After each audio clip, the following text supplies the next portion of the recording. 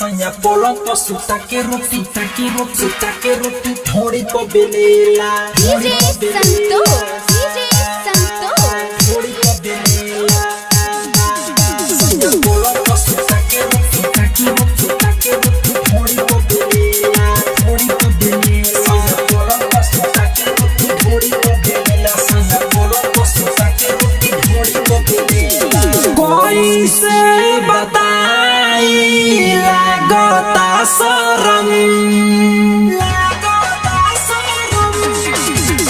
कोई से बताई लागता शरम चढ़ली जवानी हमर हो जाता गरम चिप्स ताके दिया बुता के दर्द बड़ी देला सैया पलंग पर सुता के रोटी ढोड़ी पर बेलेला सैया पलंग पर सुता के रोटी ढोड़ी पर बेलेला कोई से बताई लागता शरम आए हाय कोई से बताई लागता शरम चढ़ली जवानी हमर हो जाता गरम चिप्स ताके दिया बुता के दर्द बड़ी देला सैया पलंग पर सुता के रोटी ढोड़ी पर बेलेला सैया पलंग पर सुता के रोटी ढोड़ी पर बेलेला ताना स्टूडियो दिल्ली ढोड़ी पर बेलेला सैया पलंग पर सुता के रोटी ढोड़ी पर बेलेला ढोड़ी पर बेलेला रिकॉर्डिंग पर तराना म्यूजिक ढोड़ी पर बेलेला सैया पलंग पर सुता के रोटी ढोड़ी पर बेलेला सैया पलंग पर सुता के रोटी ढोड़ी पर बेलेला केतना कहियो पर हम लीला डाली के पानी लहंगा को दे लगीला आए हाय केतना कहियो पर हम लीला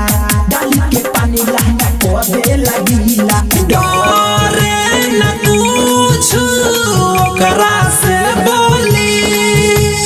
रोटी फुलावता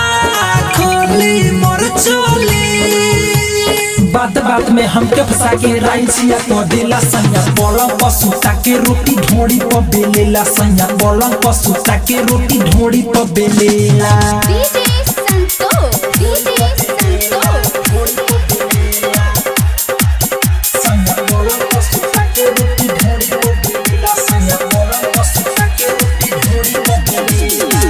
जखमी जयराम से रही परेशान हो ढोड़ी पयाटा कर देता जियान हो जखमी जयराम से रही परेशान हो ढोड़ी पयाटा कर देता जियान हो परदीप प्रेमी मुरारी अनमोल झार देता लहंगा के भीतर सारा झोल सारी रात करेला लीला सुते नहीं देला सैया पलंग पर सुता के रोटी ढोड़ी पर बेलेला सैया पलंग पर सुता के रोटी ढोड़ी